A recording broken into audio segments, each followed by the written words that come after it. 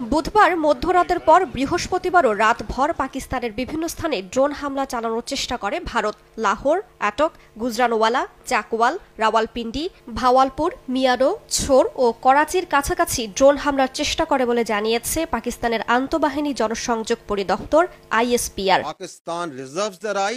তবে এসব ড্রোন হামলা প্রতিহতের দাবি করেছে পাকিস্তানের ISPR এর মহাপরিচালক লেফটেন্যান্ট জেনারেল আহমেদ শরীফ। তার দাবি, ভারতের ছোড়া অন্তত 12টি ড্রোন ভূপাতিত করা হয়েছে। লাহোর, অ্যাটক, গুজরানওয়ালা, চাকওয়াল, রাওয়ালপিন্ডি, ভাওয়ালপুর, মিয়ানো, ছোর ও করাচিতে ড্রোন ভূপাতিত হয়েছে।